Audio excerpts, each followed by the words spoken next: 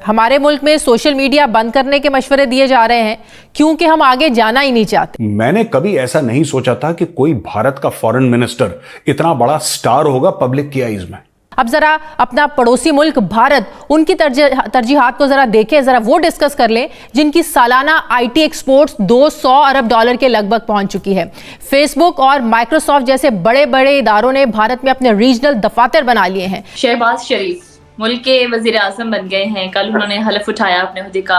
अब Sergei Lavrov जो हैं, जो फॉरेन मिनिस्टर हैं रशिया के, वो याद दिला रहे हैं दुनिया को कि किस तरीके से डॉक्टर जयशंकर ने यूरोपियन लीडर्स को बड़ा स्ट्रांग रिस्पांस दिया और उनको ये बोला कि माइंड योर ओन बिजनेस, यार अपने काम से काम मतलब रखो तुम। जो भारत के वजीर आजम है नरेंद्र मोदी, वो कुछ ना कहते कहते बहुत कुछ कह भी गए हैं। जैसे वो कहते हैं ना, आर्मी चीफ के चेहरे पे रक्सा मुस्कुराहट, आर्मी चीफ का गर्मजोश मुसाफा, आर्मी चीफ के हाथ की पकड़ वो गिरफ्त और बिलावल की मुस्कुराहट।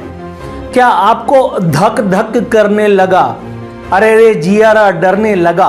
कि इस एक लाइनर का जो पैगाम है उसके अंदर इनफैक्ट बहुत बड़ा पाकिस्तान के लिए खामोश पैगाम भी है। क्या आपको कानों में अपने ये सदा गूंजती हुई महसूस नहीं होती, ओए अल्लाह मत करे ना दर्द होता है? पानी पी लो। बड़ी बड़ी आईटी कंपनीज और सोशल मीडिया इंडस्ट्री के मालिकान भारत को बड़ी अहमियत देते हैं क्योंकि उन्हें मालूम है कि यहाँ उनके करोड़ों सार्फिन मौजूद हैं। लेकिन यहाँ हम क्या कर रहे हैं? यहाँ कौन आपके पास आकर अपनी कंपनीज लगाएगा?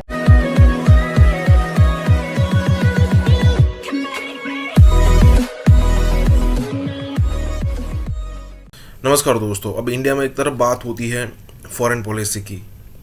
जयशंकर साहब के कई सारे वीडियोस है जो यूरोपियन और अमेरिकन पत्रकारों को मतलब कि बैठे बैठे नॉन वायलेंट तरीके से मार देते हैं, मतलब उनके चर्चे होते हैं। कई बार तो ऐसा लगता है कि भाई फॉरेन जो नीति है, नो डाउट वहाँ पर प्रधानमंत्री मोदी के ही मंत्री है, लेकिन कई बार ऐसा लगता है कि यहाँ पर पूरी की पूरी जो इम्पैक्ट है वो जयशंकर साहब के द्वारा मतलब लग रही है। और कई बार तो ऐसा लगता है कि प्रधानमंत्री मोदी को भी साइडलाइन कर रहे हैं। मतलब इंडिया में इस टाइप की बात हो रही है। और अगर पाकिस्तान में अगर आप बात करो तो सिचुएशन ऐसी हो जाती है कई बार कि सोशल मीडिया बंद करने की बारी करते हैं कि भाई मान लीजिए कि इमरान खान, हालांकि इमरान खान तो जेल में है, लेकिन मान लीजिए कि कोई पीटीआई की कोई रैली होने वाली है, तो जो अलग गवर्नमेंट है, दूसरी पार्टी की जो गवर्नमेंट है, वो यूट्यूब को स्लो कर देती है, फेसबुक को स्लो कर देती है। ज़रा सोचिए कि इस टाइप की मतलब डेमोक्रेसी कहने के लिए ठीक है डेमोक्रेसी, लेकिन इस टाइप की सिचुएशन हो रही है। लोग भाग रहे हैं पाकिस्तान छोड़ छोड़कर। पाकिस्तान पर अलग अलग जो ग्रुप से उनका कब्जा हो रहा है। इसी के साथ ये वीडियो शुरू करते हैं। और हाँ दोस्तों, सुपर थैंक्स के जरिए हमारी मदद करना ना भूलें। आप यकीन जानिए, आर्मी चीफ और बिलावल की ये मुलाकात, इसकी ये तस्वीर इस वक्त स्क्रीन पर देख करके आप शायद वो सब कुछ महसूस नहीं कर पा रहे जो कल से मैं महसूस कर रहा हूं। जरा एक मरतबा फिर इस तस्वीर को गौर से देखिए। आर्मी चीफ के चेहरे पे रक्सा मुस्कुराहट, आर्मी चीफ का गर्मजोश मुसाफा, आर्मी चीफ के हाथ की पकड़ वो गिरफ्त और बिलावल की मुस्कुराहट। क्या आपको धक धक करने लगा, अरे रे जियारा डरने लगा? और वो अनुराधा पौडवाल का मखसूस आउच महसूस नहीं होता? क्या आपको कानों में अपने ये सदा गूंजती हुई महसूस नहीं होती, ओए अल्लाह मत करे ना दर्द होता है? पानी पी लो।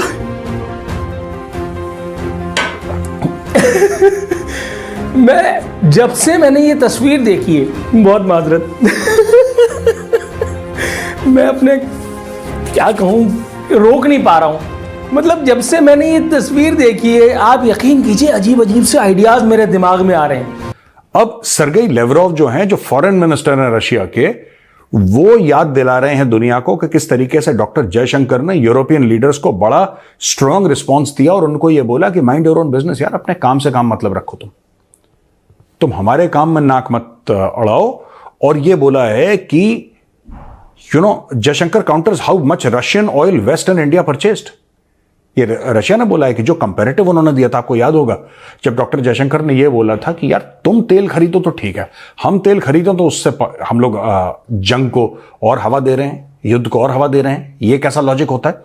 तो ये सारी की सारी चीजें जो बताई थी वो सरगई लेवरोव जो हैं उन्होंने बात करी और बोला कि डॉक्टर जयशंकर दोस्त हैं रूस के, भारत दोस्त है रूस का, मोदी जी दोस्त हैं रूस के, और उन्होंने एक्सपोज करा है दोस्तों दोगला व्यवहार वेस्ट का, जो गोरे देश हैं, जो पश्चिमी देश हैं, इनका दोगला।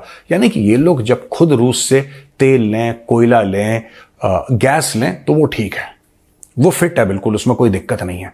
भारत ले ले तो इनको मौत आती है। और ऐसा नहीं कि भारत ने इनसे ज्यादा लिया है, इन्होंने भारत से 10 गुना ज्यादा लिया है, फिर इनको मौत आती है जब भारत रूस से तेल लेता है। तो भारत ने भी बहुत अच्छा बदला लिया।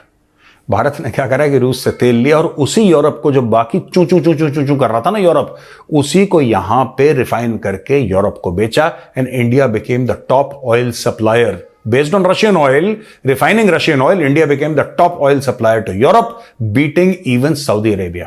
हमने देखा कि जो ताल्लुकात हैं वो ऑब्वियसली आगे ना बढ़ सके और इवेंचुअली जो इमरान खान है वो तहरीक अदम एतमाद के जरिए उनको घर जाना पड़ा। और जब शहबाज शरीफ अप्रैल 2022 में पाकिस्तान के प्राइम मिनिस्टर मुंतखब हुए, तो अब यहाँ पर आई थिंक ये इंपॉर्टेंट है कि जिससे पूरा आपको कॉन्टेक्स्ट समझ आएगा कि अब भारत की क्या स्ट्रैटेजी है।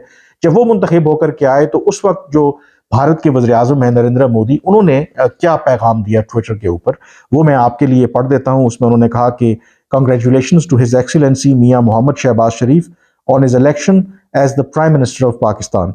India desires peace and stability in a region free of terror so that we can focus on our development challenges and ensure the well-being and prosperity of our people.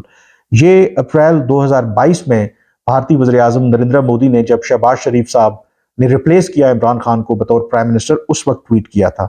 लेकिन आज का अगर उनका ट्वीट आप देखें जिसमें वो ये कह रहे हैं कंग्रेचुलेशंस, उन्होंने कोई हिज एक्सीलेंसी का भी वर्ड इस्तेमाल नहीं किया, टैग सिर्फ किया उन्होंने, जो ट्विटर हैंडल है वो इस्तेमाल किया शहबाज शरीफ का, on being sworn in as the prime minister of Pakistan. उसके अलावा उन्होंने कोई बात नहीं की कि इंडिया की ये ख्वाहिश है कि वो खित्ते में अमन चाहता है, इंडिया की ख्वाहिश है कि जो बाकी जो मामलात हैं उसको आगे लेकर के चलना चाहता है। तो इसका क्या मतलब है? इसका मतलब ये है कि देखें जो एक इतना शॉर्ट सा मैसेज उन्होंने किया है, यकीनी तौर पर इसके पीछे काफ़ी थिंकिंग इन्वॉल्व होगी।